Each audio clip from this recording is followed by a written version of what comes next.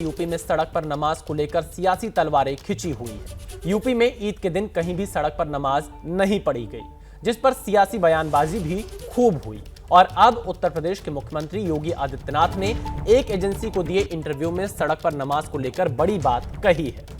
योगी आदित्यनाथ ने उन लोगों को जवाब दिया है जो सड़क पर नमाज रोकने पर सवाल उठा रहे थे। योगी ने अपने इंटरव्यू में नसीहत दी कि सड़क चलने के लिए होती है।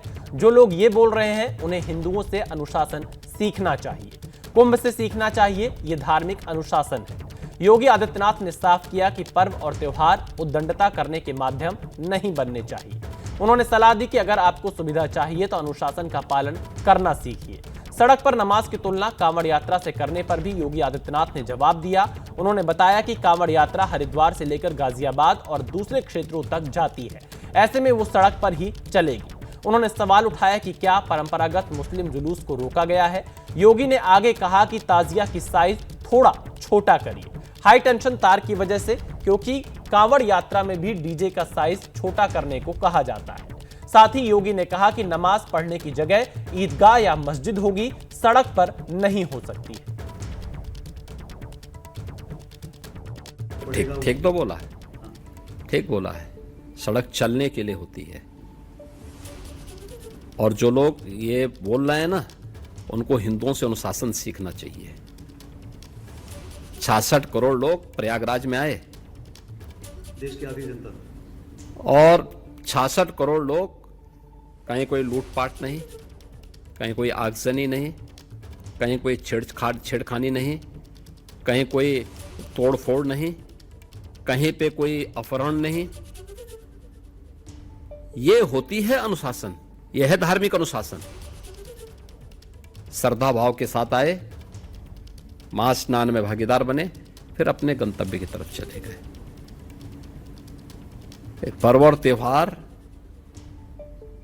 या कोई इस प्रकार के कार्यक्रम उच्छृंखलता और उद्दंडता करने के माध्यम नहीं बनने चाहिए। अगर आपको सुविधा चाहिए तो उस अनुशासन को भी मानना सीखें। आप मुझे बताइए, आप तुलना कर रहे हैं कांवड़ यात्रा की। कांवड़ यात्रा हरिद्वार से लेकर के और गाजियाबाद तक या उन क्षेत्रों में जाती है, तो सड़क पे ही चलेगी। क्या हमने किसी परंपरागत मुस्लिम जुलूस को कभी रोका? कभी नहीं रोका। मुहर्रम के जुलूस निकलते हैं। हाँ, ये जरूर कहा कि भाई ताजिया की साइज थोड़ा छोटा करिए। इसलिए करिए क्योंकि तुम्हारी सुरक्षा के लिए हाई टेंशन तार होंगे, हाई टेंशन तार बदलेंगे नहीं तुम्हारे लिए, उसके साइज कम करो, क्योंकि हाई टेंशन की चपेट में आओगे, मर जाओगे। और यही होता है। कांवड़ यात्रा में भी कई लोग, कांवड़ यात्रियों में भी उनको बोला जाता है डीजे की साइज छोटा करो, और जो नहीं करता उसमें हम लोग सख्ती करते हैं। कानून तो सबके लिए बराबर लागू किया जा रहा है, तो आप कैसे तुलना कर दे रहे हैं फिर उसको?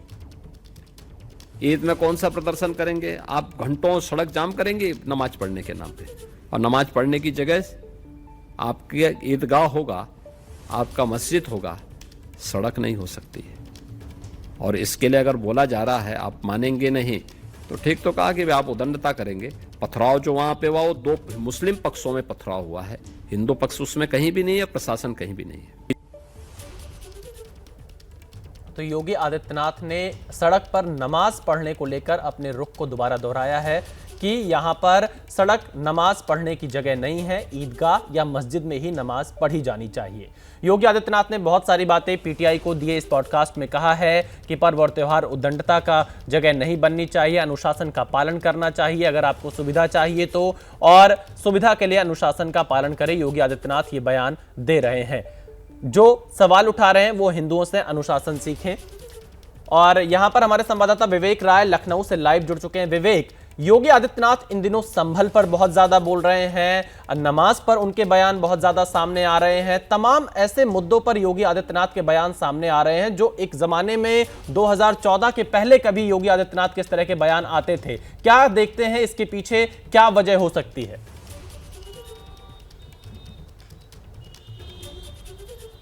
देखिए बिल्कुल, जब उत्तर प्रदेश में 2017 के पहले जब तक योगी आदित्यनाथ सांसद थे, उस दौरान इस तरीके के जो बयान हैं वो लगातार आते थे। हालांकि मुख्यमंत्री बनने के बाद बीच में कुछ समय के लिए आंशिक तौर पर ये कहा जा सकता है कि इतना एक तरीके से इतना लगातार इस तरीके के बयान नहीं आ रहे थे, पर पिछले कुछ दिनों से फिर से एक बार इस तरीके की बयानबाजी और इस तरीके के लगातार संबोधन जो है वो देखने को मिल रहा है। और संभल के विषय पर भी योगी आदित्यनाथ ने लगातार मुखर होकर के बोला है। बावलियाँ और बाकी चीज़ों के मिलने को लेकर के भी कई बार अपने संबोधन में चीज़ें बोली हैं।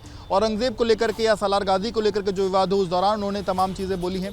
और अब जिस तरीके से सड़कों पर नमाज पढ़ने को लेकर के जो चीज़ें थी, आपको बता दें कि 23 तारीख को ही मुख्यमंत्री ने जब अपने आवास पर बैठक करी थी, तब भी उन्होंने ये बात साफ कही थी कि किसी भी हाल में सड़कों पर नमाज न पढ़ी जाए। और उसके बाद अलग अलग जगहों पर उसको लेकर के जो पुलिस के अधिकारी थे, उन्होंने जब पीस कमेटी की बैठकें करी, उसके बाद इसको लेकर के जो बात थी वो सबके सामने रखी। उसके बाद कहीं ना कहीं कुछ जगहों पर मेरठ और संभल में कुछ जगहों पर आवाज़ भी उठी इसके खिलाफ। पर फिर मुख्यमंत्री ने उस बात को साफ किया कि किसी भी हाल में सड़क पर नमाज जो है वो नहीं पढ़ी जा सकती। उसके पीछे तर्क इस बात का दिया जाता है कि सड़कें जो हैं वो सार्वजनिक जगहें हैं जहां पर लोगों का आवागमन होता है, किसी को भी आने जाने में कोई समस्या का सामना न करना पड़े। हालांकि वहीं जब दूसरा पक्ष इस बात को लेकर के कहता है कि क्या जो बाकी विवेक अब हमारे